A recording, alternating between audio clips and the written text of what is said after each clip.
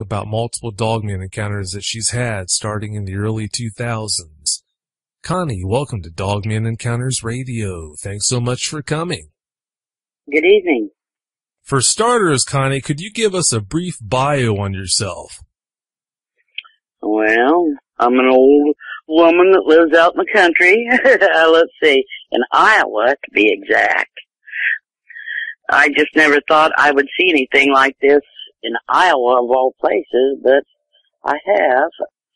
I'm newly widowed, and my son is kind of staying with me for right now. I don't know if I will end up moving or selling the place or what later on. I just haven't decided if I can maintain out here alone. Well, I can understand. For the longest time, I've tried to follow the activity on your property. I know it all started out with Bigfoot activity and your interactions with them, but that transitioned over to including dogmen too in the early 2000s, from what I understand. Could you tell us about that first encounter that you had? Well, I had been weaning a horse, a little colt, and I always stayed in the barn with them the first couple of days, so they would bond with me. This colt, I had separated his mom and put her and another couple other mares out back, and some of the geldings and stuff off behind the house, and I got the colt settled down, and I came in to get me something hot to drink, and I have front windows all across my house, and I was sitting there, and I'd left the lights on in the barn, and we have a yard light. I also have a porch light, which is actually 2 floodlights. I'm sitting there taking a sip of this cocoa, thinking about, well, I better get back out there, when I seen this thing run across the edge of the yard, probably 20 feet from the house, and it ran through the light and then back out into the dark. And I thought maybe I was losing it. It looked like something out of Greek mythology. And I got a pretty good look at it. It looked like a German Shepherd dog that stood up on its back legs, but the legs looked kind of weird. It walked on 2 legs, but it walked weird. I mean, to me, it just looked weird. But then, when it took off, it ran on all 4s, down on all 4s, then up on 2 feet, then down on all 4s, and up on 2 feet. Bounced back and forth when it took off into the dark. I just couldn't get over it, because it just looked like a dog, but when it ran like that, it looked like that animal that ran like that on Ghostbusters. I don't know, I think it was some kind of demon or something. But anyway, that was my first sighting of it. His hair wasn't real long. It was, only probably 2 or 3 inches long. But it wasn't real thick. It was real sparse. Kind of like he had the mange, actually. I don't know, he just, he had the pointed snout and the ears that stood up. It looked just like a German Shepherd. But the thing I noticed was his front paws or arms or whatever you want to call them, they hung down past his waist, similar to what a Bigfoot does.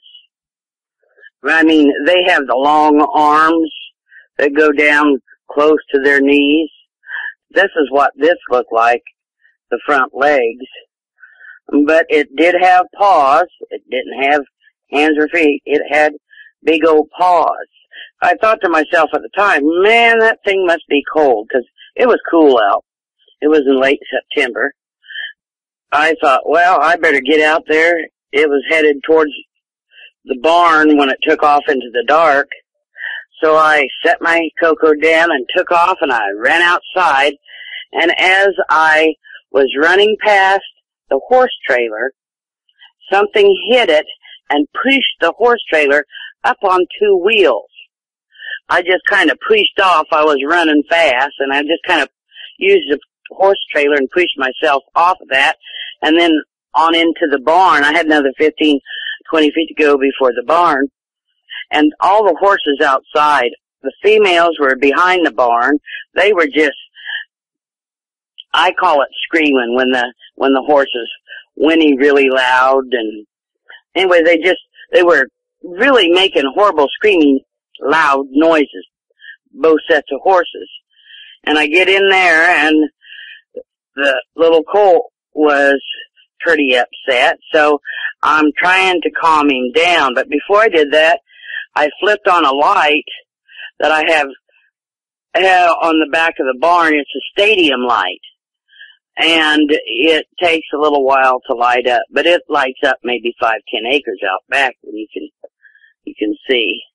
So I just holding the little colt, and about that time, something hits the side of the barn, and there's wood and splinters and stuff flying all over, and I just stuck my face down in the little colt's neck and held his head down, and then I started praying, and I commanded it in the name of Jesus Christ to leave, because I knew if it was a demon, it had to leave then. And anyway, it would just hit the barn and broke that big, it was probably 3.5 feet by maybe 5 foot hole in the side of the barn.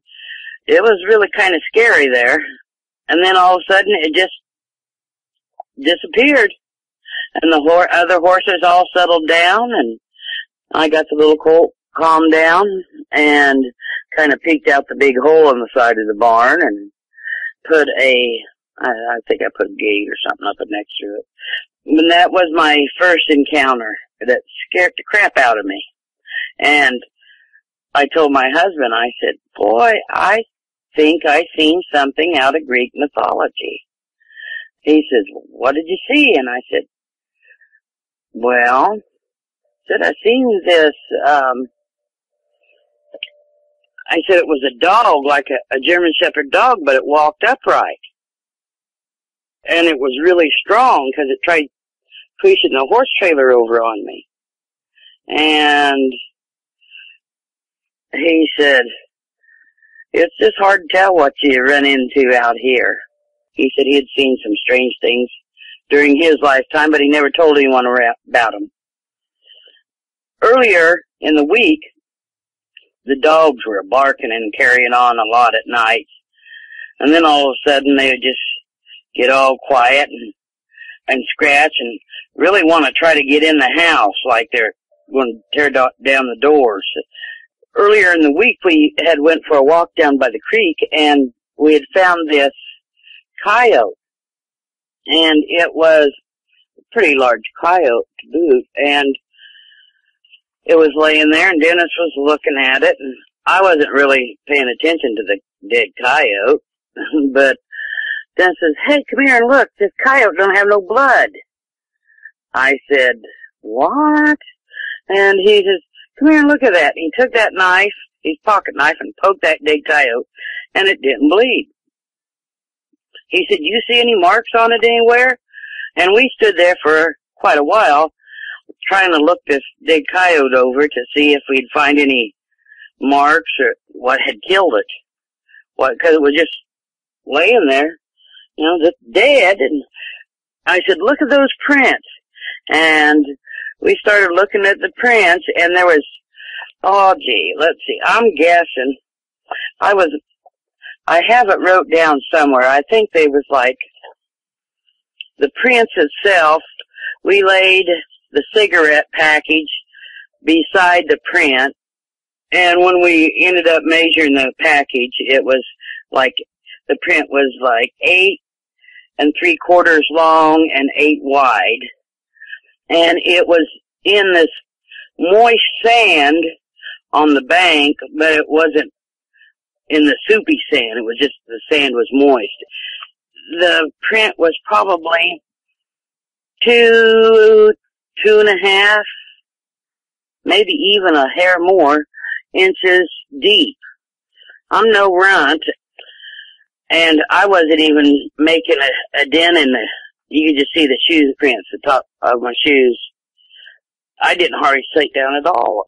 We were just really amazed. And then Dennis, he was measuring between the prints, and the claws were so big. Ooh, that's the thing that impressed me. I showed the picture to one of the local DNR after that, and he said it was a timber wolf. Those were timber wolf prints. I'm not sure if it was the prints from what I seen or if it was the prints from a timber wolf. I've seen some pretty good sized timber wolves, but none with a foot that big. So I don't know. Yeah, timber wolves don't get footprints that are 8 inches by 8 inches. That's pretty ludicrous if that's what he was trying to say. Well, yeah, that's, so I just didn't think any more about it, but then when I seen that, it just, and I went and got on nerve pills. I thought I was losing it. And I kept telling Dennis, I said, I know I seen that with my own 2 eyes. I said, it's what puts a hole in the barn. And he went out and looked around the barn, tried to see if he could find any hair or anything, because Jan Carter had taught us how to look for hair and stuff like that with the Sasquatch. Anyway, we never had any more problems there for a while. But that was my first encounter. I just couldn't get over, people talk about them having feet and hands like people. But this one had paws, just big paws. That sounds like one heck of a first encounter to have with these things. You know, I've got some questions here that I wanted to ask you about that first encounter. First of all, though, I wanted to let you know it's not uncommon for eyewitnesses to report seeing dogmen that look like a German Shepherd that's standing up on its back legs. It's got that German Shepherd looking head. That's right. That's a pretty common phenomenon there. But I wanted to ask you, Connie, you said that when it moved about on 2 legs, you said that it looked strange. What was it about the way that it moved when it was up on 2 legs that looked so weird? The legs just didn't look like, they looked like they were put on backwards or something to me. I don't know, like a goat's leg or a horse's leg or something. It just, I don't know, it just didn't look like a normal dog's leg. The knee part, I guess that's what you would call it. That wasn't right. It just looked strange. And I was trying to take it all in and think about it. And when I got out in the barn and after things had settled down and I'd got the colt to settle down, I had drew a picture. Now I suppose now I can't find it. Anyway, I'm no artist at all. Only thing I can draw is flies, mainly. And this thing, it had dog feet, paw feet. Did it have hocks, just like a dog or a horse would?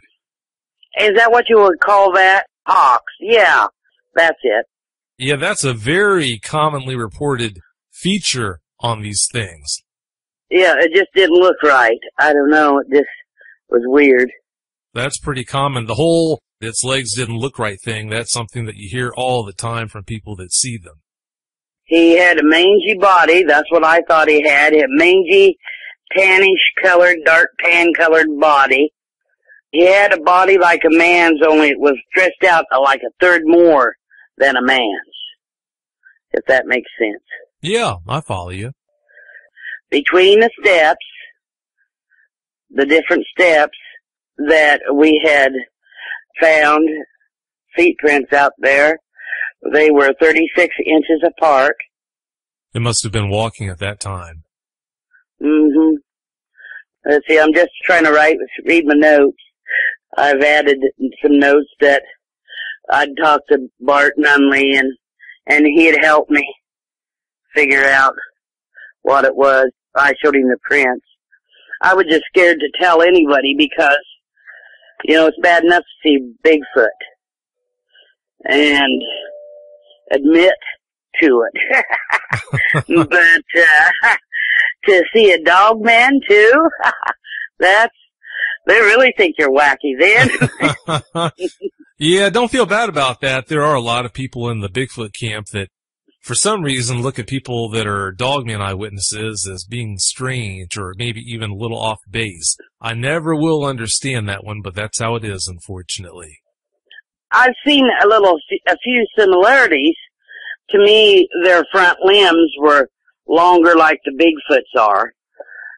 Their arms, or whatever you want to call that part, the front ones, the upper ones. But they sure can go up and down real fast from 2 to 4. That night when you had that encounter, did you find any dead animals the next day? Farm animals? Not up around the house, I don't think. You always find, well, we had dogs and stuff, so there's things that you just know you just can't always, you think it might be one thing, but then you're not for sure. Yeah, you see something really strange like that, it's hard to know what to make of it other than trying to get away from it the best you can. As soon as it left, the horses settled right down, but when it was around, the dogs just darn near tore the front door off the house trying to get in.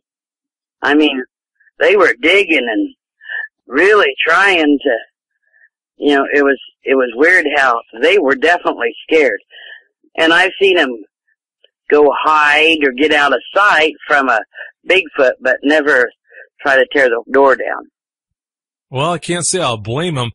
The way canine-type dogmen, like the one that you saw that one night, interact with dogs and vice versa is so strange on some occasions that have been reported by what I consider to be very credible eyewitnesses. It would seem like there wasn't all that much fear on the part of the dogs. The dogs were quiet, but they didn't seem to be terrified or anything. And it seems like all that the dogman wanted to do was look at the dogs, and that's about it. But then on other occasions, like what you're talking about, you also hear about situations where the dogs are clearly terrified, and they obviously want to get away any way they can. So that's just another thing to add to the whole hard-to-figure-out pile when it comes to dogmen. Now, having said all that, Connie, I wanted to ask you, you said as you were running past that horse trailer, you saw it come up to the other side of the trailer and try to push it over on you? It was running towards the trailer as I was running towards the trailer. I was just almost there, and it was probably twice as far away than I was, and it hit it about the time I was even with it. Got even with the trailer, and it come up on, it was a 4-horse trailer, and it come up on 2 wheels. Wow. And like I said, I was running, and I just pushed myself off the trailer as it was tipping over and kind of give me an extra push to get on in towards the barn. Yeah, that's not easy to do at all. That took a lot of strength. But then I never seen it after that. And I never seen it break the hole in the side of the barn. I turned on the stadium light, I grabbed the little horse, trying to calm him down, and I did not see it. I was inside the barn. And the horses outside were carrying on really bad. And then the next thing I knew, something hit the barn and broke that great big hole in the side of the barn. You were in the barn. You didn't see it knock the hole in the wall of the barn, but you were in the barn when this happened. Right. All right. I was about 5 foot from the wall of the barn that it hit. Oh, wow. I grabbed a hold of the colt to calm him down, and I was hugging him and had him held close to me, and about that time, when it hit, there were splinters and pieces of wood flying all over.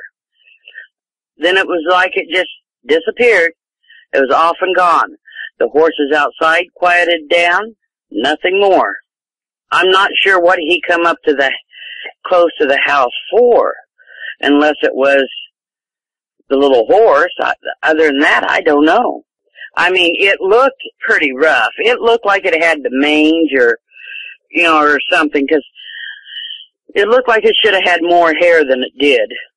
The hair was long, like 2 or 3 inches long, but it was real sparse. It just, I don't know, kind of like a, just 2 or 3 hairs, maybe in an inch area.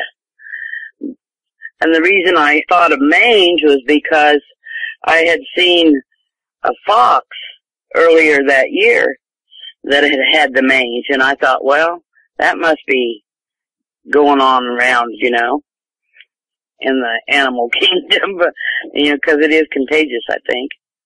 Let me ask you this. How tall was that dog man that you saw the first time?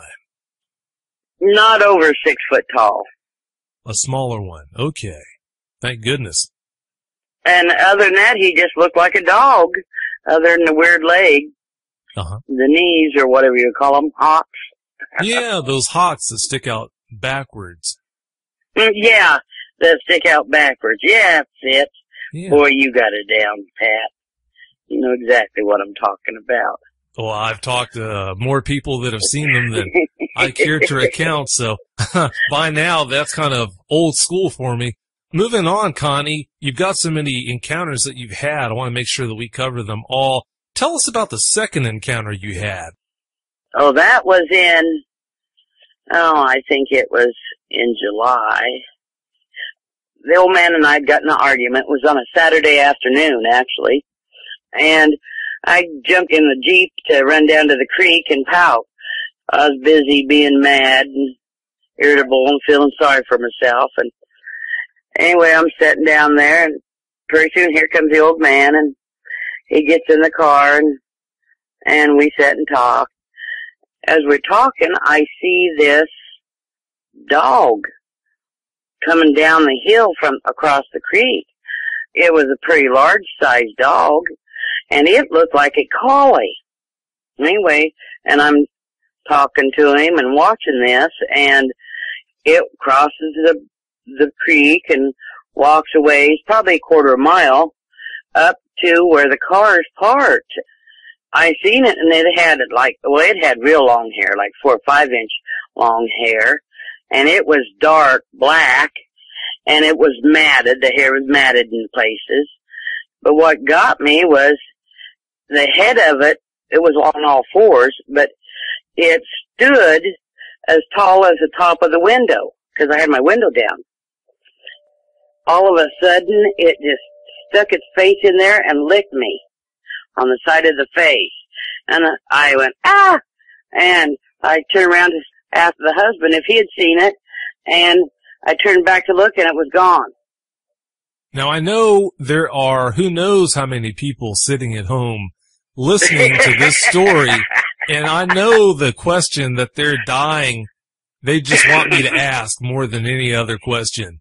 When it was up next to that window there, did you try to roll that window up before it had a chance to stick its head in and lick you, or what happened there? No. It just looked like an animal. It was an animal. You don't have to be scared of animals. No, the window was wide open. It was warm. It was in July, and I didn't have the air on, and I didn't try to close the window. I was just amazed at it, because it was like it was, when I was watching it, it was like it was looking up at me and telling me to stay calm, or you have nothing to worry about. Does that make sense? That's just how I felt, like I didn't have anything to worry about. I've heard that before, so no, that's not an isolated incident. Just like in Bigfoot encounters, sometimes with Bigfoot encounters, the same goes for these things, where people do report that they got these strange feelings, almost as if the dogman was trying to communicate with them. So, no, that's not that strange. This was just the feeling that I got, that I didn't have nothing to be fearful of as I was watching it come towards me. But it was like it wanted me to know that it was there. The old man said that he wasn't paying attention. He had seen something coming across the creek, but he wasn't paying attention. He had been watching something out on the other side of the car, or something that he was interested in as we was talking, so that was that. He never went into a whole lot of detail of what he saw. And I told him I said, it licked me. And then I turned around to look at it and it disappeared. And he says, well, maybe you'll have either good luck or maybe you'll end up with rabies. I never had good luck or I never had rabies, so both things were wrong. Well, you could have had worse luck than that if that thing stuck its head in the window. I think that's important to note that if it had its head in the window of the Jeep like that, it could have done whatever it wanted to you. Oh, I'm sure it could have, but I don't know. I didn't feel threatened in the least little bit. But how? Okay, you explain to me, where did it go? Because 1 minute was there, the next minute was gone. That's the thing that I don't believe in. Poof, you're gone. You know, there's got to be some explanation for that. That really messed with me. Because that tongue that licked me on the face was real tongue. I wonder if it didn't hide around behind the back of your Jeep when you weren't looking, or if there were woods it could duck into when you looked away. I just don't know. But I hadn't had my head turned I just turned around to Dennis and I said, "Do you see that?" And he had his head turned the other way, so he had to look at me and he said, "No, what?" Oh, never mind. So that was that, but it was different. Oh, I'd say that's pretty strange, but strange and dogman, those two words seem to go together pretty well. I want to move on to your third encounter, Connie, the one that you told me about that happened on your back deck. Oh, well, that was a short encounter, but I had gotten up in the middle of the night to get me a drink, and at the side of the house, I keep a yard light, because it's next to the timber. Woods, I guess that people call it. We call it timber here.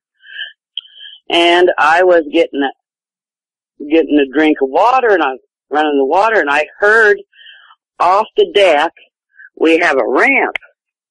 And there's a section in that ramp, I can always tell when anybody's walking on there because it squeaks. And there's just one certain place.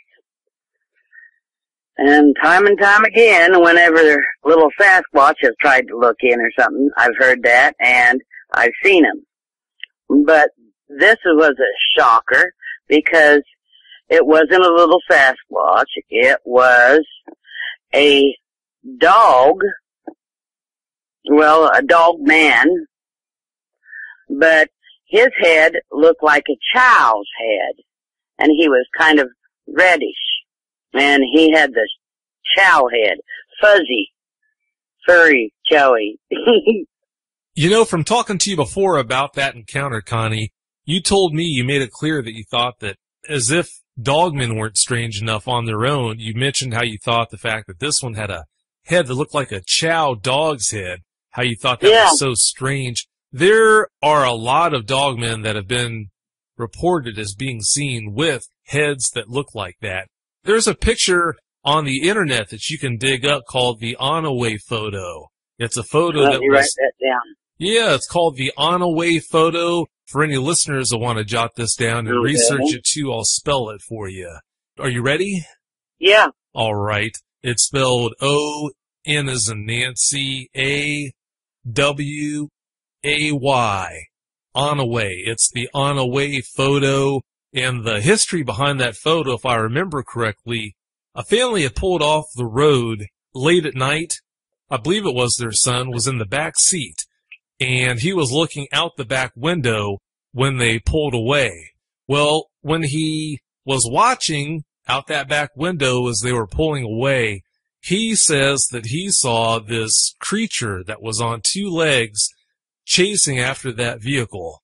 He snapped a picture, and when you do that search for the On-Away photo, the picture that you see with that two-legged creature with what looks, to me, looks like a creature with a chow's head, that's the picture I'm talking about. Well, this one, its legs weren't like the first ones I seen legs. Around the knees, hocks, is that what you call it? Yeah. They weren't like that. They were just straight up and down like human legs. And this chow one, it had hands and feet, not paws. Well, that sounds like you're talking about what's called a Type 3 dog man. I don't know what it is, but it seemed real nonchalant. It was right under, it wasn't that far from the house. It just walked down off the deck, and it had been up on the deck and walked down the ramp and right into the yard, underneath the yard light, and it knew that I was there because it looked back and looked at me, standing there in the window, looking at it. It never showed any aggression towards you? Nah. Well, that's good then. It seemed like it was a really nonchalant, just out checking around tonight. Thank goodness that's all it was doing. Around your house, you said that you've been having to put up with these things scratching on your screens and doing other things like that, right? Yeah, sometimes. Well, it was really bad back in July. My husband had passed away in April, mid-April. And my son was gone. And I was here by myself, and I had my daughter-in-law come and stay with me because I was experiencing some weird things. The first time I ever had an encounter with the horse trailer, I was scared to death. It makes you shake inside. I'm not used to being scared like that. This just makes you so ungodly nervous, and stomach tightens up, and just horrible feeling. Well, anyway, so my daughter-in-law, she came and stayed with me for a month till my son got home, and it was a long month because they would scratch at, this is what her and I were thinking, that they knew there was no males around. We were just the females, and we'd go see the livestock and stuff, during the day, but boy, as soon as it got dark, we shut the doors, pulled the blinds, and locked things up. That's just how it was, and that's what we did for the whole month. But you could sense when it was around, and you could just start shaking, and I don't know, or if it was scratching on the windows, and it was pretty creepy. When all this was going on, did you ever see a dog man scratching on your screens? Nope, I can't say I did. All I can tell you is that with that ungodly feeling is just like the feeling that I had when the one tried to push the horse trailer over on me. Or I get the same kind of feeling when I hear them screaming. That shaky in my stomach and jittery feeling and nervous, scared. I don't know, just something in their voice or something. I don't know. It just terrifies me. And I used to I was outside day and night. I always felt like with the Sasquatch, I knew they would back me up if I had any problems. They'd be there. But this thing is just, I don't know, it's unbelievable. To me, they like to make you fearful. Or they enjoy making you fearful, let's put it that way. You're not the first person that's come to that conclusion because of the scary things they do. It seems like they do, more than anything else, just want to scare the life out of you. I've never been too scared of too many things, and I don't know, it just causes, you can just feel the fear just washes all over you. That's the only way I know how to explain it. It's nasty. I know you've got a lot of Sasquatch in the area still. Could you explain how these things and Bigfoot on your property seem to interact? Well, they don't. It's just like it's an unwritten law that the Sasquatch, or the young ones, they don't go over in the area where the dogmen are. And I have been told by some people that the dogmen will kill little Sasquatch, and I've never seen this. I've never heard it. I know one time there was a heck of a fight with something going on out in the cornfield. Tore down a whole lot of corn. Heard a lot of weird screams and thuds and stuff, but I didn't go out there to investigate, so I don't know if it was two sass fighting or a dog man fighting or what it was. I just can tell you what I've seen. But you hear that howling. And Sasquatch, they can really howl and make some different screams, but this Wolfman howl, it's different. It just makes you have goosebumps from one end to the other. One of my friends had gotten me a bionic ear, and one night I was sitting outside playing with it, and I was trying to figure out how to hook a cassette tape to it so I could record. And about that time I heard one of those dogmen, and I threw that.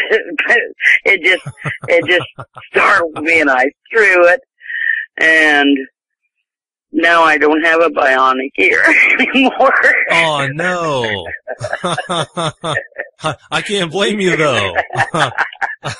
But since my son has come to stay with me, nothing seems to be bothering none of the livestock, except over on the next road, one of the farmers, he'd been finding a couple deer with their heads ripped off. But that's the only unusual thing that we've been finding around here lately.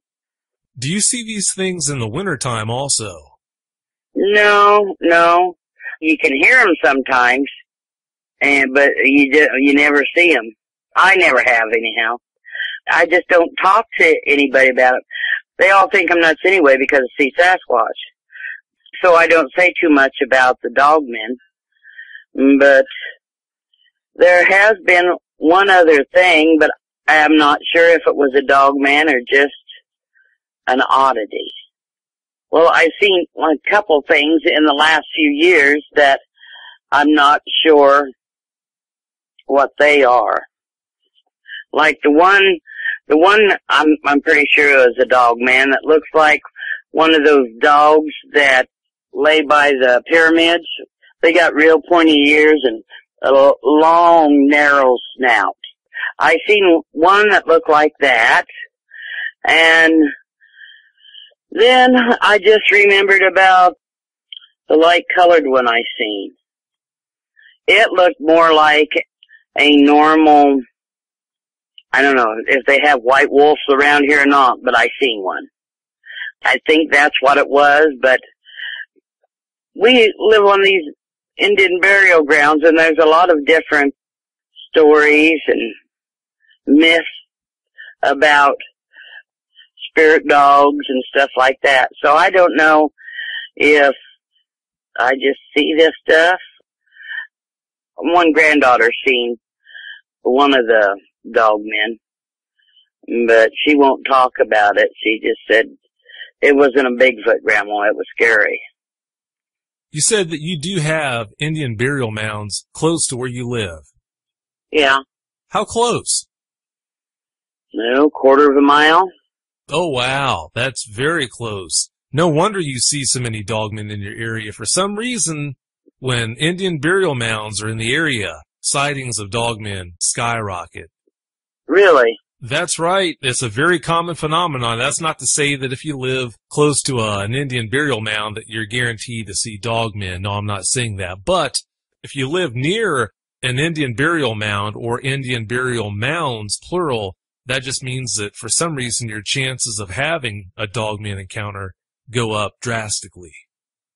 It's really strange when most people come to my house and they can usually experience something a little strange. Anybody that comes that hangs around for very long. I don't know what they are. I just called it a dog man because it walked like a man and it was a dog, you know. There was a lot of difference between the first one and the German Shepherd one looking one and the chow one, though, because the chow one was just really kind of all laid back and happy-go-lucky. Seemed really at ease. I'd be really interested to hear, Connie, once you've had a chance to look at that on-away photo, to hear how what you saw on the back deck that night compared to what you see in that on-away photo. That's something we're going to have to stay in touch on, so that when you get a chance to look at that picture, if you could please let me know what you think on how they compared. I'd love to know. Well, hang on a minute. On-away photo. Okay, let's see what I can come up with here. All right. Oh.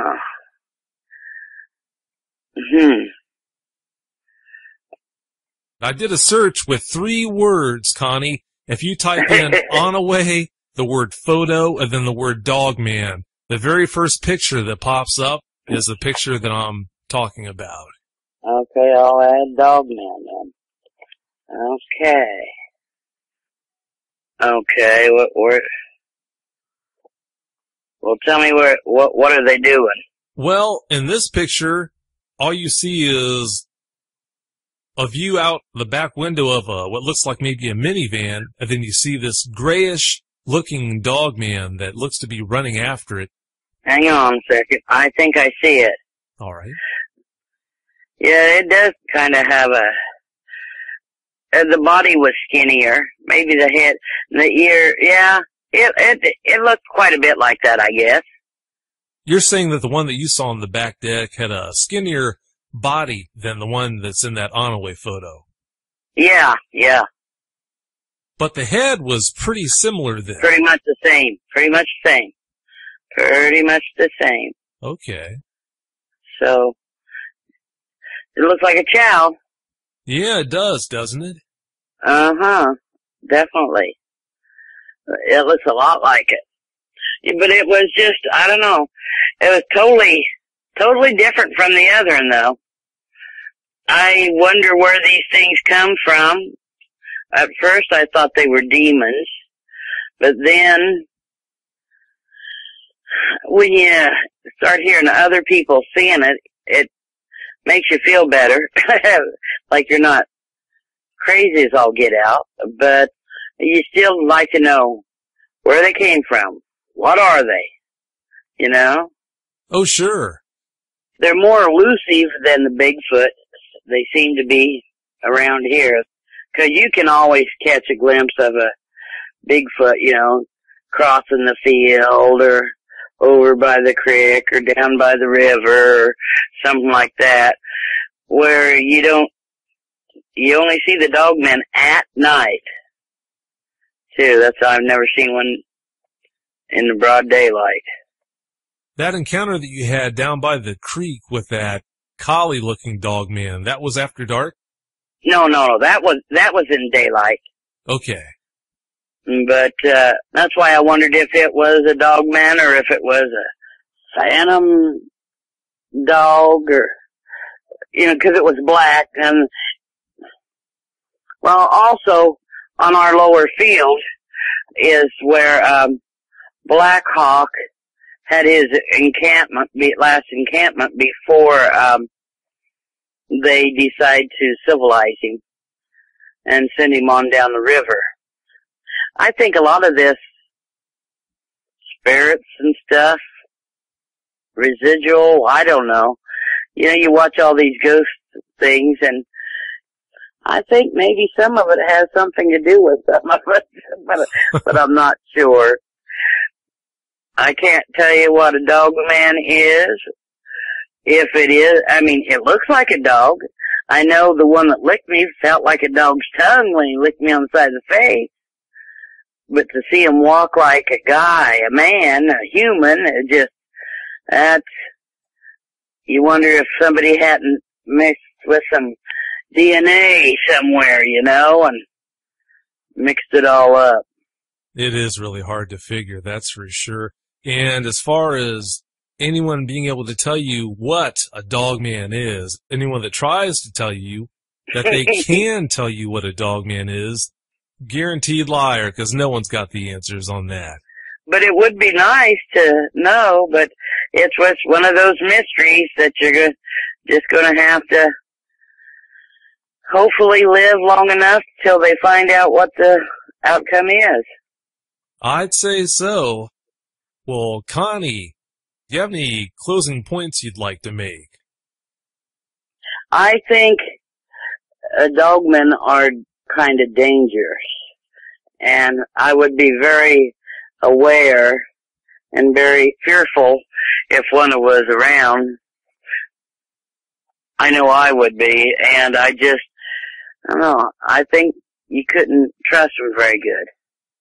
And if you're going to go out looking for one or something, I'd make sure you had a partner or something.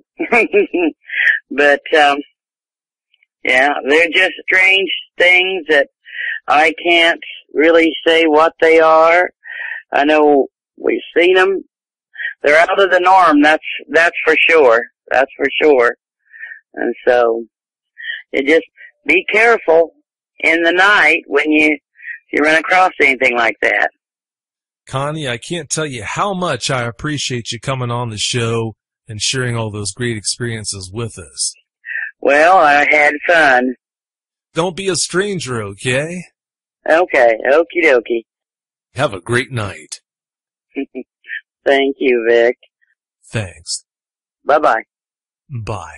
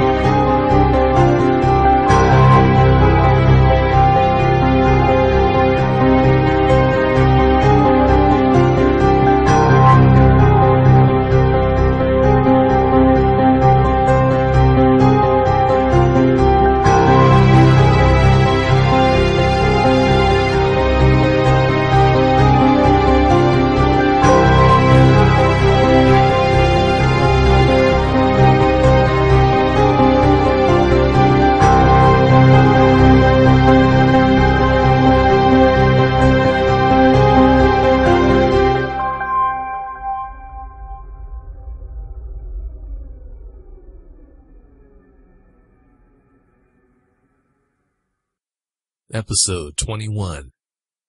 Hello, thanks for tuning in to another episode of Dogman Encounters Radio. I'm Vic Cundiff, and I'll be your host as we listen to eyewitness encounters involving one of the most terrifying cryptids, dogmen. I received an interesting email that is a little different in the fact that this eyewitness didn't actually see what was making the noise that she heard this particular night, that quite possibly could have been a dogman. But nonetheless, it's a very interesting story that I wanted to share with you. The story reads, and I quote, "Hi, I wasn't sure whether to report this to you or not, as it was so long ago, but I can promise you every word is true. I didn't see a dogman, but I'm convinced, having read articles from your website, that I definitely heard one. I was about 13 or 14 at the time, so it was back in 1981 or 82. The previous weekend, my friends and I had watched An American Werewolf in London on video for my birthday. Werewolves had always fascinated and frightened me, so I pestered my parents to let me watch that video for my birthday get-together with my friends. I remember it scaring me in parts, but the thing that got to me the most was the howling noise it made when in the underground tunnel just before it attacked the man on the escalator. A few weeks after watching the video, my friend and I were walking to the youth club at Clow Hall School in Kids Grove, which was just over a mile or so from our homes. If the weather was okay, we would always walk to the club and then our parents would pick us up. It was a very dry, clear night, very cold but no wind, etc. It would have been sometime around 6:30 p.m. We were busy talking, probably about boys or something, and we had just gotten to the part of the footpath where the houses had ended and the road went over a disused railway line with a tunnel further up the track. The track is down below you at this point, by the way. I then heard a far-off but definite howl. I felt the hair on the back of my neck stand up, and I remember feeling very uncomfortable. I had stopped talking and was just listening for the noise again at this point. My friend was still talking. I asked her if she had heard anything, and she said, "Heard what?" I was convinced it was just my imagination and shrugged it off. We walked further and carried on talking. I heard the same howl again, but this time much closer. I looked at my friend and said, "Tell me you heard that." She had gone quiet. We looked at each other and she said, "Yes." We both stopped talking but carried on walking, albeit slightly quicker. I still remember how it made me feel. My heart was pounding, and I remember looking round but could see nothing. The footpath now had woods either side of it. It didn't sound like any dog I had ever heard, and it certainly wasn't a fox. It sounded exactly the same as the howling noise from the film. My friend said, "I think we should walk a bit faster." I said, "I think we better run," and we did. We ran as fast as we could, all the time hearing the howls, and they were getting closer each time we heard them. We sprinted the whole length of that path, which must have been a quarter of a mile, and I was terrified the whole time. We came to the end of the path, out to where it joined the main road. As we did, whatever it was howled again, and it sounded as though it was right behind us. We didn't stop running until we got to the youth club. Just thinking about it now still gives me the chills, and to this day I hate going out in the dark. I've never heard anything like it since, and to my knowledge, no one else has ever heard anything either. I really have no idea what it was, and I never saw anything, but my gut feeling tells me it could have been a dog man, even though there are none reported here in the UK. End of quote. I hate to break the bad news to you, but there are.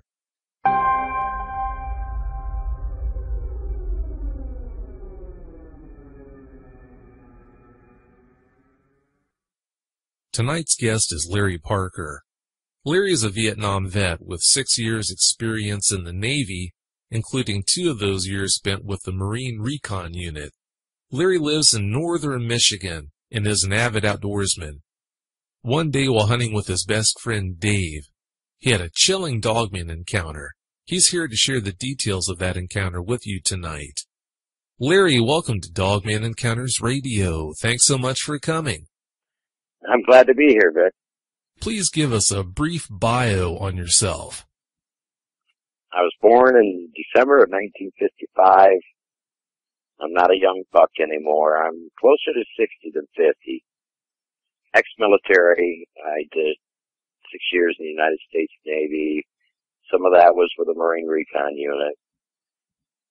I've lived in northern Michigan for the past 24 years and grew up in Michigan, lived in rural Michigan all my life, grew up on a lake.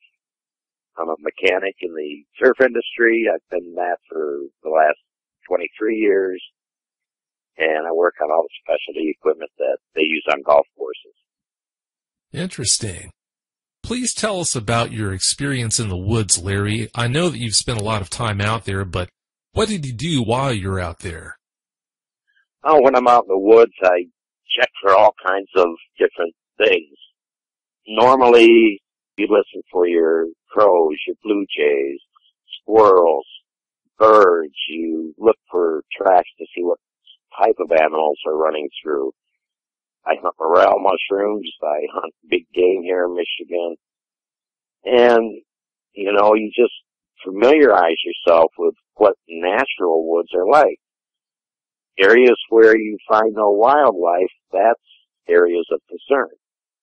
Talking about the areas of no wildlife, it's not unusual for people that run into dogmen to report that they experienced a strange silence that fell over the woods. That's something that seems to almost always happen right before an encounter takes place.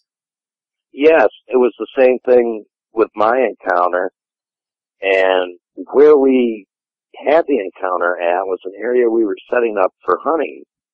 We had ridden in and found this area. When I first started going back there to place bait, it always disturbed me because it was so silent. Oh, I believe it. That's a very common phenomenon. It's hard to understand, but happens all the time. I know that your friend Dave, who was with you that day when you had your encounter, I know that Dave had some strange goings-on that happened at his property before you had this encounter. Please tell us about that. Well, Dave and Trina were going shopping one evening, and they called up over at the farm, and Dave asked me if I could come over and watch his two girls. And, you know, to be honest, the girls were old enough to watch themselves.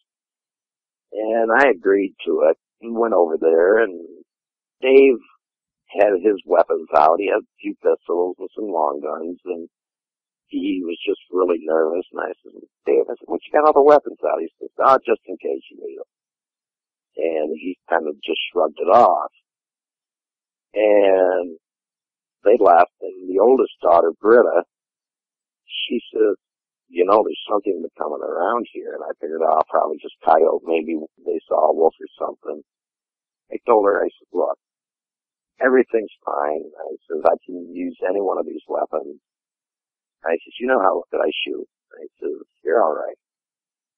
And Britta says, we just didn't want to be alone.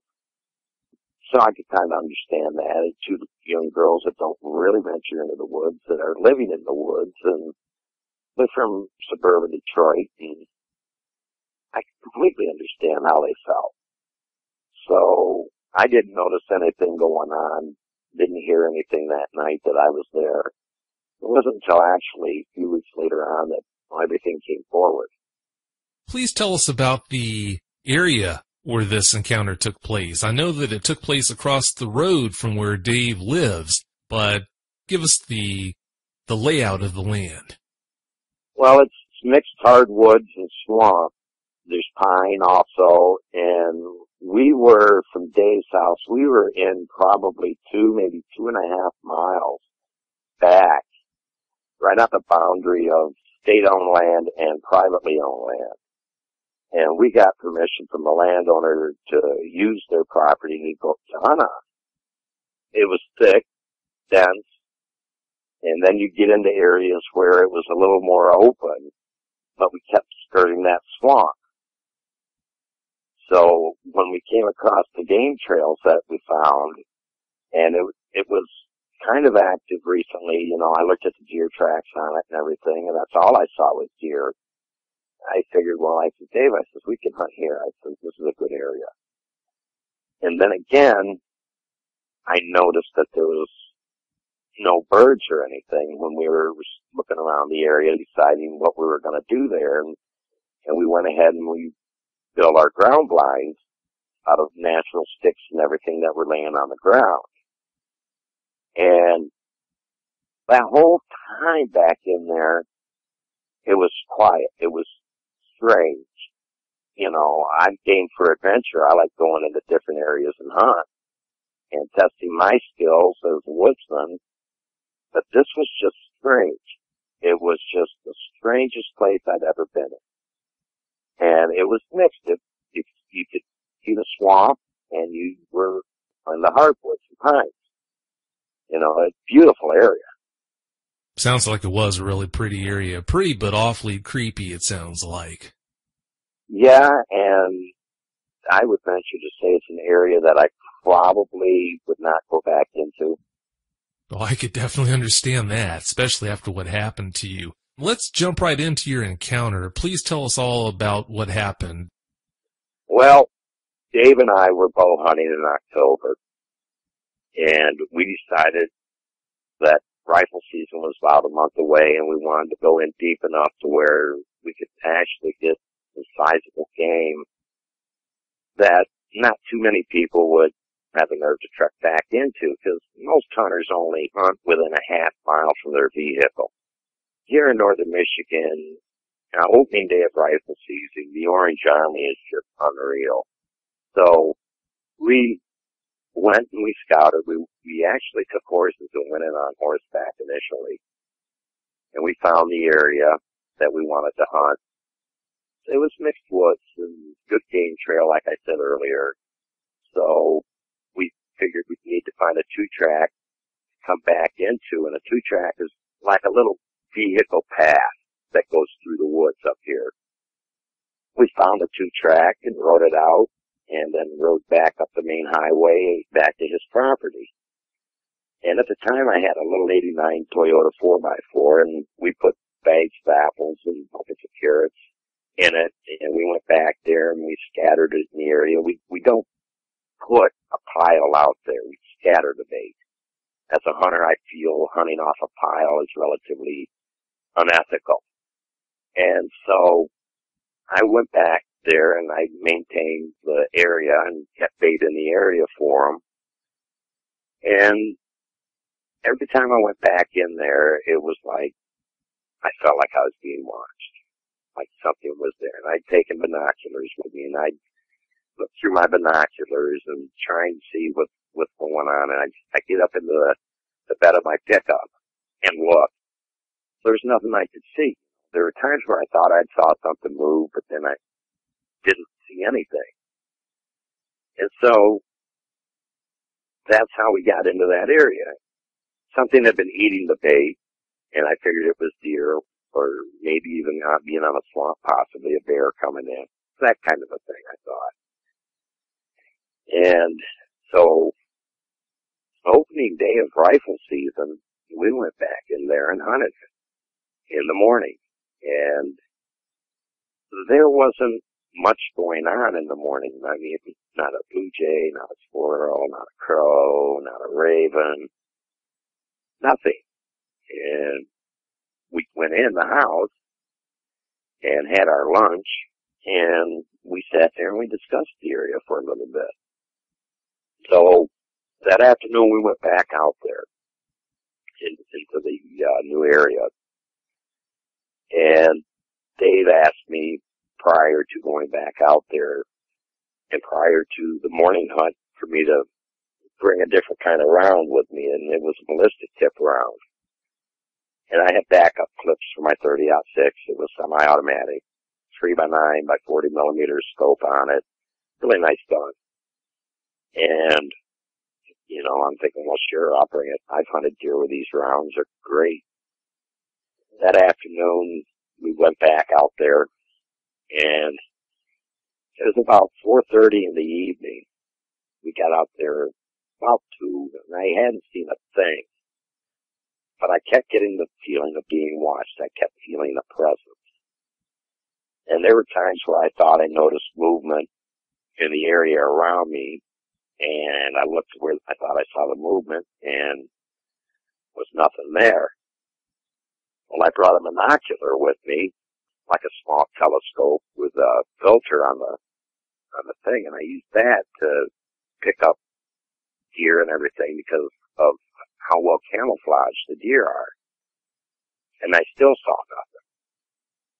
So I'm sitting there, and Dave comes over the headset, and he's, Larry, we gotta go. We gotta get out of here. We gotta go now. And I'm like, okay, what's going on? And he says, I want you to put those other rounds in. And I says, okay. And he says, I'm coming to your blind. So I stepped down a little bit. I put on the hunter orange vest for walking through the woods and everything. And I myself, I wear woodland camo when I hunt. That's my preference of hunting camouflage. Dave come up to the blind, and he says, are you ready to go? I says, not really. Why? He says, we got to get out of here now. So we started hoofing it, and we went a little ways. He says, did you put those rounds in? I said, no, not yet. We stopped, and I changed rounds. I ejected the current round out of the chamber, and I changed magazines and put one of the ballistic tip rounds in the chamber. And so Dave and I are getting ready to move, and I noticed Dave was staring, and I brought my 30-06 up. And I'm looking through the scope, and this creature stepped out from behind a maple tree. And I'm like, what in the hell is this? And I'm kind of looking at it, and instinct went to draw down on its chest. And I started getting this feeling like I was being threatened. So I pulled the trigger, and I brought the rifle down, and the creature was still standing there. I know I hit the creature. I turn, Dave's gone. I bring the rifle back up, look through the scope again, and this thing was definitely in a threatenative posture. It made itself look like it was, it was huge. I would say height-wise, it was probably 7, maybe 7.5 feet in height. And I just instinctively pulled the trigger a second time. Only this time, I watched the bullet actually hit it in the chest. I saw a blood spray.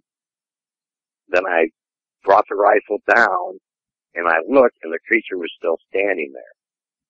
Now, this creature was probably 200 yards away from me at this point, if not maybe a little further. And that's when I decided to hightail it, and it let out this freakish growl. Okay? And I made it back to Dave's house. It was dark when I got back there. Dave was in the house. He had the doors barricaded. He had stuff over the windows.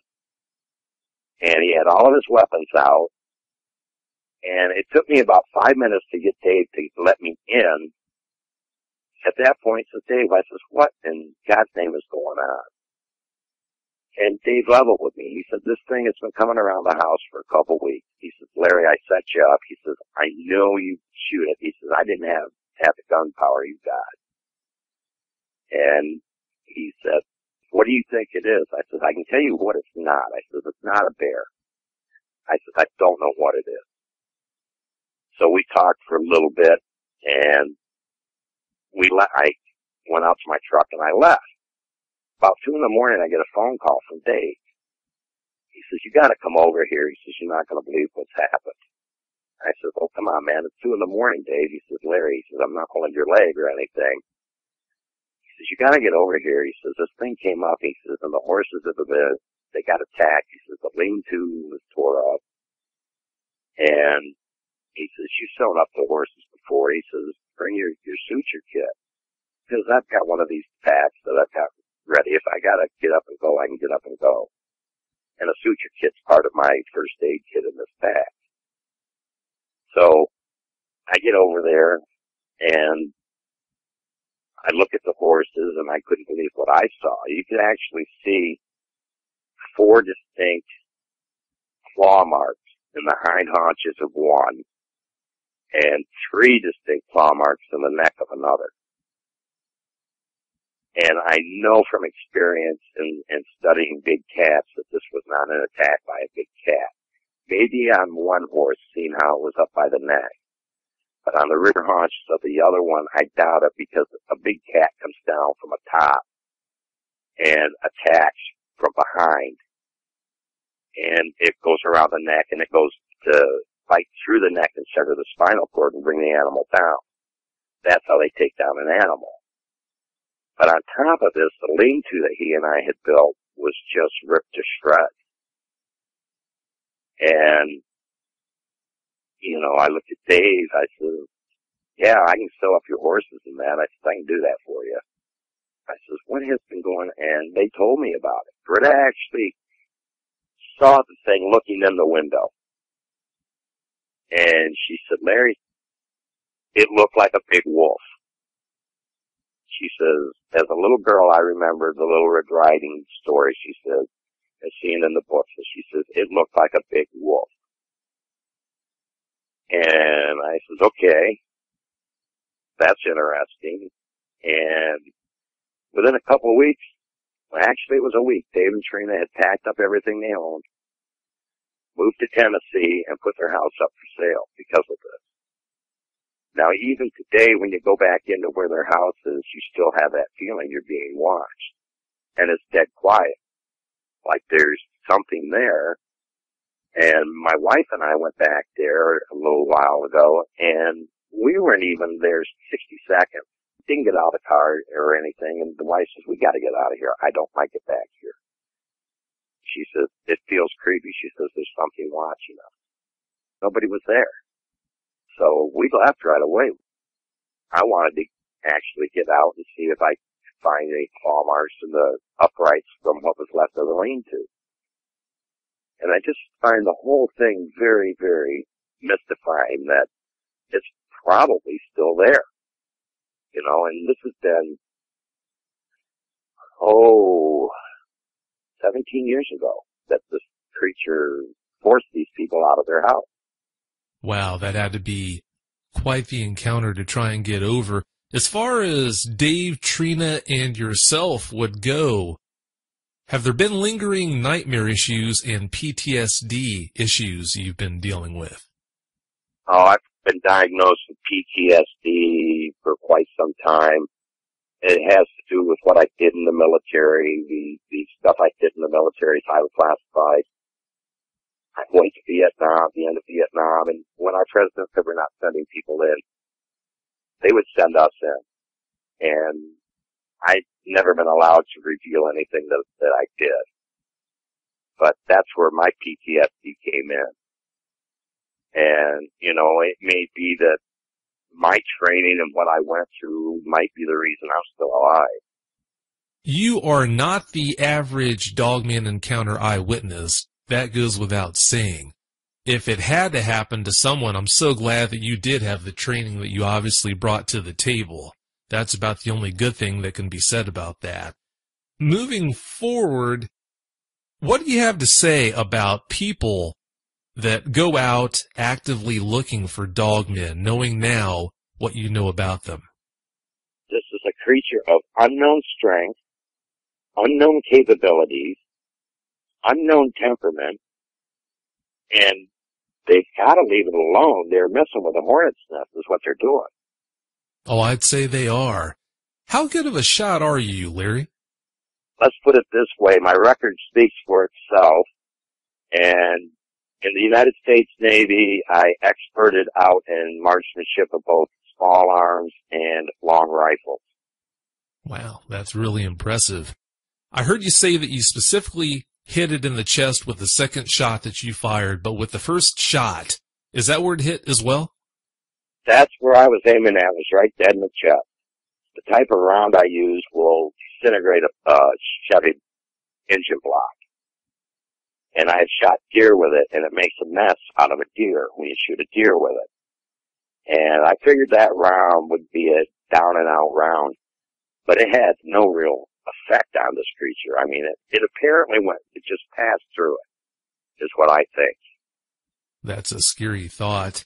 When you were out there and Dave asked you to put the magazine with the ballistic tip ammunition into your .30-06, did that throw up some serious red flags, making you wonder what in the world was really going on, or what? Yeah, there was some real serious flags that went up the minute he mentioned me bringing them. And he kind of blew it off to me as, well, look how dense it is out there. You might want to just take those. You know, you might see a deer in down deep in the swamp, and he says, those rounds will go through a tree. And he says, it'll take down a deer. He says, I've seen you do it. And so I figured, well, yeah. And then when he was in panic mode, as I put it, I mean, the man was as white as a sheet of paper. That's when I really got suspicious. And when he finally broke down and told me he was setting me up to take this creature down, I knew then that he had seen it, he had encountered it, and was terrified of it. When you found out that he had set you up for this encounter because he didn't feel as if he was capable of handling this on his own, did that put a strain on your relationship after the fact? Yeah, and I was kind of glad that they moved to Tennessee because, you know, it made me feel like he betrayed a trust. Had I known that he wanted really to try to hunt this thing down and go in there with high-powered rifles, that would have been a whole different story. I mean, I'd have used a different rifle that was a bigger caliber and harder punching. And it just kind of puzzled me on why he didn't want to be on the up and up with me about this. Well, I can understand when you figure the reaction you would get from most people. I guess I can kind of understand why he didn't come out and tell you what the real reason was for him taking you back there, but still, that's obviously not the way to handle that. If he was going to put you in a situation like that, the least he could do would be to let you know what you were dealing with, so like you said, you could come equipped with a heavier caliber rifle with the proper type of ammunition to give both of you the best chance of walking out of there that day. Yeah, that I wished he'd have done, but what I really wish I would have done was gone back into that area and looked for hair and blood. If I knew today what I knew then, I would have gone back to look for hair and blood. And I would have took the samples and I'd have kept it as contaminant free as possible. Because I want to know what this thing really is. Well, it's probably fortunate, in my opinion, that you didn't know about DNA back then, because if you had gone back there, I can't see any situation where Dave would have been with you. If you would have gone back there alone to look for that evidence, there's a strong possibility that you wouldn't be here today, unfortunately. Well, something like that, I'd have taken a couple of 40-round magazines in my SKS and would have installed the Hellfire trigger system on it. That way I would have had enough rounds to cut it in half. One thing to keep in mind, too, Larry, is sometimes these things don't travel alone. They travel in packs. While you were out there and you saw that dog man, did you ever get the impression that it might not have been alone? It might have had company. Yeah, I did, because when Dave was telling us we had to go, there was something around me. And what I've studied on wolf behavior is that before a wolf comes in on a kill, it circles its prey. Knowing that today, it makes sense that there were probably two of them. And what I think happened is when I shot the one, I think the other one might have gone to its aid. What went on that night from dark till I got over there at their house, I think it was more of an act of revenge. And I believe it was kind of simple, a warning, okay, you've hurt one of us, we're going to maim or kill one of you. Yeah, that could definitely be the case. They do seem to have a vengeance factor like no other, so I wouldn't be surprised if that did happen, if that's how it played out.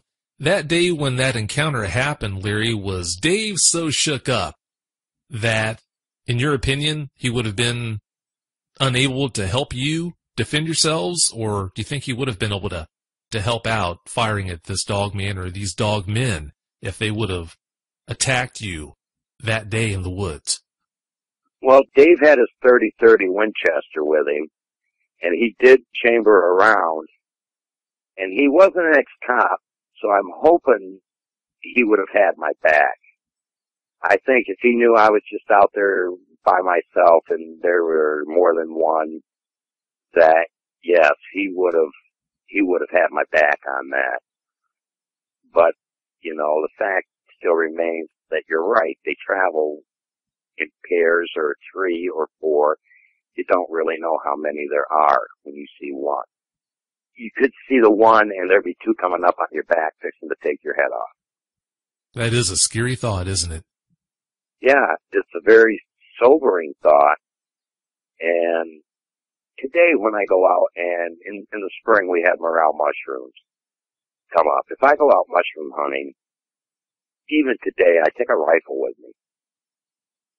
And it's just knowing what I know. And it's knowing the areas that I go in and the feelings I get. Recently, my wife and I went into an area, and I put it out on the internet. We had an encounter with something out there. I'm not quite sure what it was. And in one of the photographs, you could almost make out a creature kind of camouflaged by the shadows. So I know there's a lot up here. And this area that we went over by was by the Manistee River. And legend has it that it all began over by the Manistee River. Yeah, that wouldn't surprise me. I know there's been no shortage of action with dogmen by the Manistee. It's unfortunate that you had to find out the hard way about their presence, though. Changing topics here, you mentioned that you already had lingering PTSD issues from your experience in the military, but have there been problems with nightmares and so on directly related to that encounter that you had as well?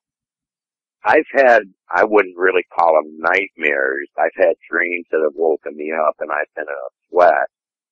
But the one dream that I keep having that reoccurs is where it's looking in my bedroom window.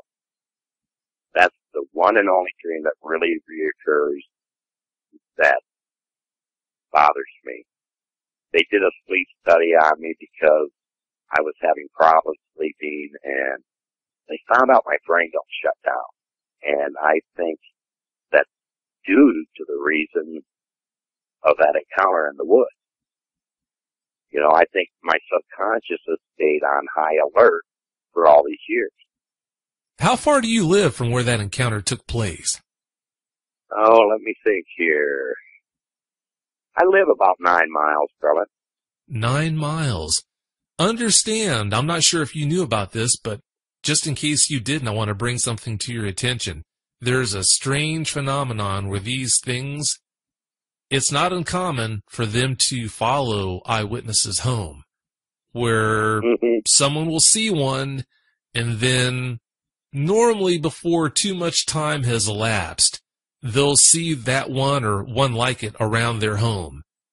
Do you think that maybe that's kind of coming into play here, where it might have followed you home somehow? Well, at the time that this happened, I owned a 40-acre farm on Fife Lake Road. And ironically enough, that farm's about 2 miles from where I'm sitting right now. And nothing came up and really bothered my animals or chickens or anything. But I think part of the reason it didn't follow me to my home was the fact I was in a vehicle. And I believe that the traffic on this 131 is heavy enough that it covered my tracks and it couldn't scent me. That's kind of what I believe. There's no doubt in my mind that something followed us to Dave's house. I had that whole feeling that something was following when I was going through the woods back to his house. And when I left, I felt like there was something out there.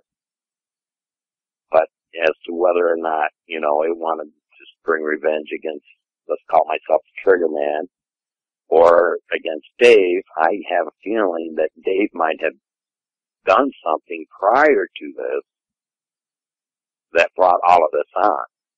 But to this day, I don't know what that might have been. I hope he didn't do anything foolish that might have brought that on. Speaking of Dave's house, Larry, you mentioned when you went back there with your wife to take a look around, within 60 seconds you got that strange feeling and everything. What's the history of that house or that property after that encounter, after Dave and Trina sold it and moved off? Do you know if anyone ever did wind up moving back into it, or did it just lay vacant? Well, somebody had brought in a great big mobile home, and the day we were back there was nobody there. And I still don't really see any movement of track. From what I understand, the property is sold and resold multiple times. Well, I can definitely understand why that happened.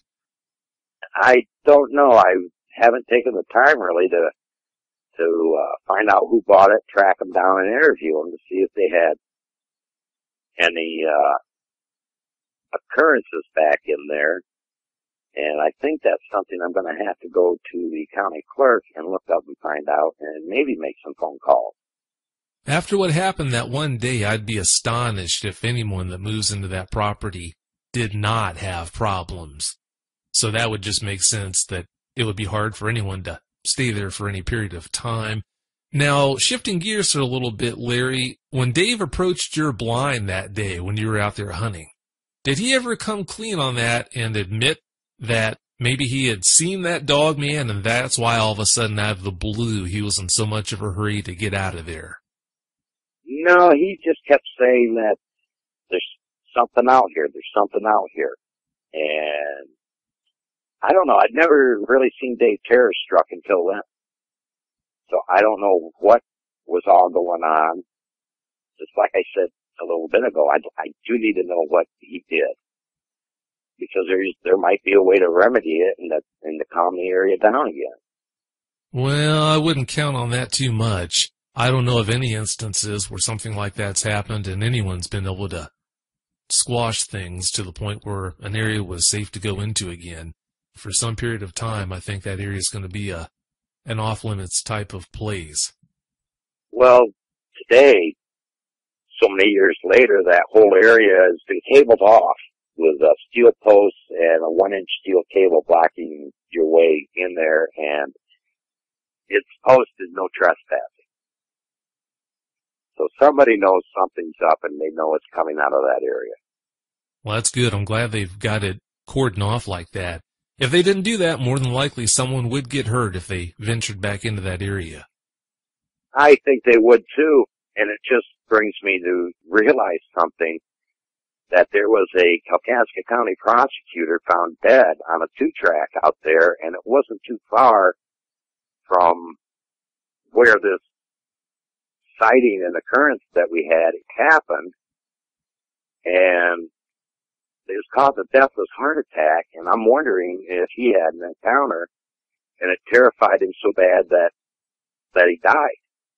I wouldn't be surprised. Everything that goes bump in the night is not dogman, of course, but given the history of that area, I wouldn't be surprised if unfortunately that did play out that way. Yeah, it's within 15 miles of Sigma, which was another hot spot at one time. And it's almost like it's within the range. I believe these dogman creatures operate within a range.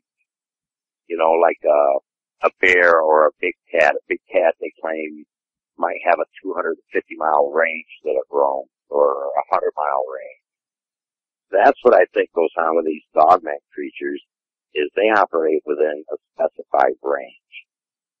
Oh, sure. I think you're onto something there. And something else that during the time that happened and now I've done is all the sightings here in Michigan, I've been plotting them on a Michigan map. And I'm noticing that it travels like a east-west, north-south range.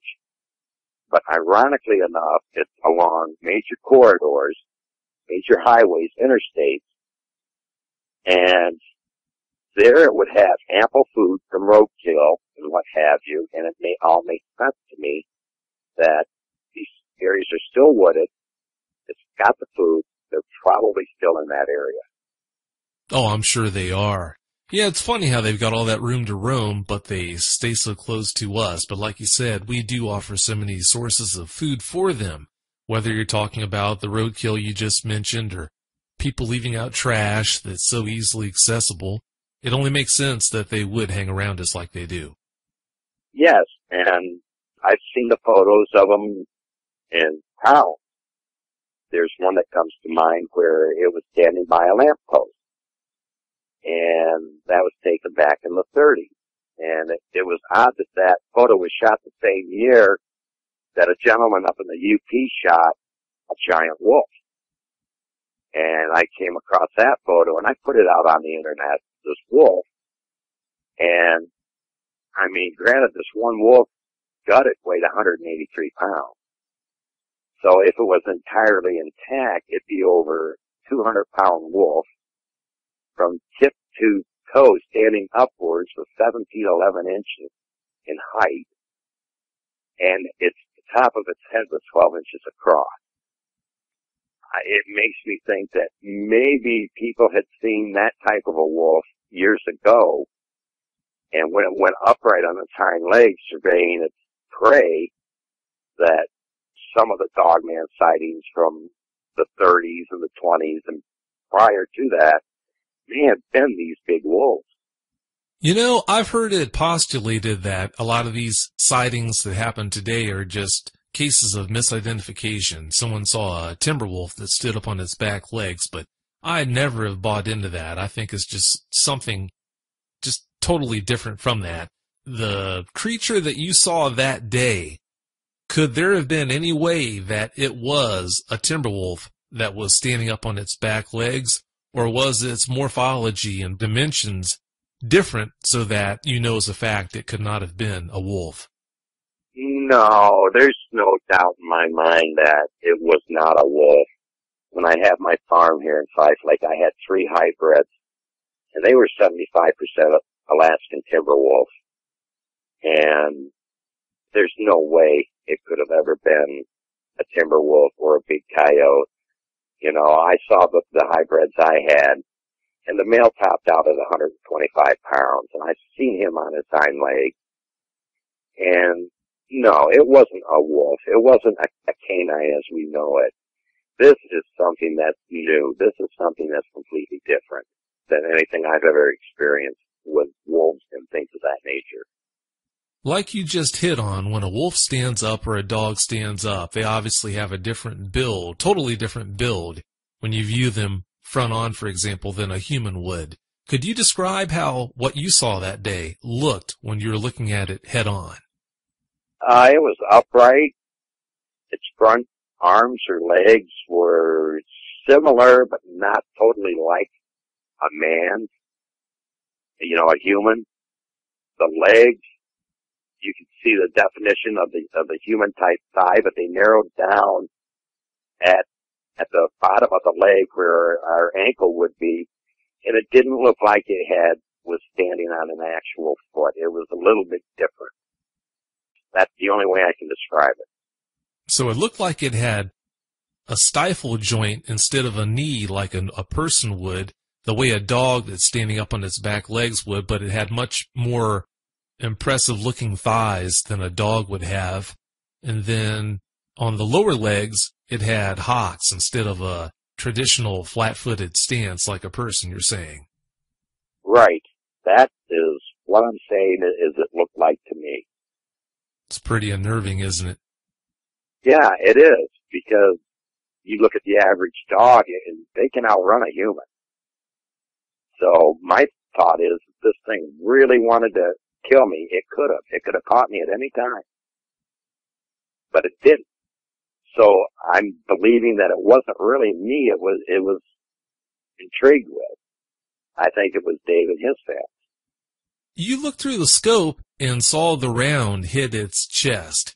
Could you describe, we never did get into how its chest and shoulder structure looked compared to a wolf or a man. What did you see that day as far as that goes? Okay, it was almost like a combination of the two types of chest. There was some protrusion, like on a canine, but yet it was flat, almost ape-like in nature. It had dense hair and a lot of it. So when I saw how much that it was real hairy, I said, no, this ain't no Bigfoot. No Bigfoot would do this. You know, that's what ran through my head. But it was a combination of humanoid canine chest. How about its shoulders? As you know, when you look at a dog head on when it's up on its back legs, there are no shoulders. What did you see shoulder-wise? Shoulder-wise, it was out a little rounded. You know, it was rounded out more than, it was almost bear-like when a bear stands upright. Oh, okay. Yeah, that makes sense. Well, remember, too, the dogmen that are down in Kentucky, a lot of the people down there refer to them as bearillas because of how they look. So it's not like that would be unprecedented for a dog man to have a bearish type appearance. Are there any other points that I've missed, Larry, that you think are important to share before we close the show out? The points I try to stress to everybody that I've talked to about encountering one of these creatures is not to go looking for it. Leave it alone. You go out there, if you have a can of mace or a knife or even a handgun or a rifle, don't try killing this thing, because all you're going to do is antagonize it. All right? On the fact that I believe that they're paranormal is the fact that they can take the round and they can keep on coming.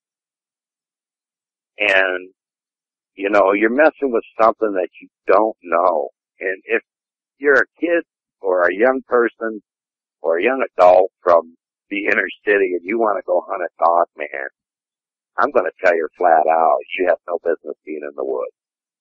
If you have no experience as a woodsman, if you don't know your tracks, don't know your directions, or anything like that, stay out of the woods. Don't go looking for it. Because you're going to find something and you're not going to like what you find. Because you're going to end up terrorizing yourself. You're going to get twisted around in the woods. And even if it doesn't get you, you may not find your way out and something else will. Sounds like really good words of wisdom. There's one last question I want to ask you, or at least it's something I want you to elaborate on because of your past in the military. You more so than almost anyone would be the best person to ask about this. We're talking about these people that are going out looking for something that they really don't know anything about, putting themselves in a very precarious position in the process. Could you explain the purpose of recon, the importance of good recon in the military, in a military situation, to the audience? The purpose of good recon is having the knowledge of your enemy, knowing your enemy's movements, knowing where it's at, that type of thing. If you're going to try to hunt this creature, go into the area, take out 10 or 12 game cameras, and see if you can't come up with a strategic plan rather than just, okay, I'm grabbing my can of mace, I'm grabbing my gun, I'm going out there. No, you need to know what you're up against. You need to know what your odds are of survival. You know, there's just too many factors that are involved with hunting this type of a creature. You know, it'd be like almost trying to hunt a human that is out to kill you or you kill it. It's something that you don't know any of the variables about, and it's something you wouldn't try to do. I can't tell you how much I appreciate you coming on, sharing the details of that encounter as well as all that wisdom. I really do appreciate it. It's my pleasure, Vic. I know a lot of people out there probably have seen my posts on Facebook and that, and think maybe I might be somebody who's just blowing smoke about this. They need to realize I've had the experience. I'm not a young person. I'm closer to being a senior citizen than anything else. And that they have to use extreme caution. I can't stress that enough. Recon and extreme caution if you're going to attempt to hunt. But what I'd like to see is I'd like to see one of these creatures captured alive. And we'd be able to study it and learn more about it. I would love to be able to find a nesting area and be able to videotape what they do, how they move, what their habits are. I mean, there's just too many unknowns about the dogman. Thanks again, Larry, so much for coming on. I really appreciate it. It was my pleasure, Vic, and I hope that a lot of people will take my words of caution on this creature. Oh, I hope so, too. Don't be a stranger, okay? I will not be a stranger. As a matter of fact, I'm working on getting some night vision, and this summer I'm going to go back out to that area by the NFC and see what I can see goes on in the nighttime. Well, if you do that, I hope you watch your six closely. Oh, I'm going to cover my six completely. Good man. Well, thanks again, Larry, and have a great night. You too, Vic. Thanks. Bye-bye.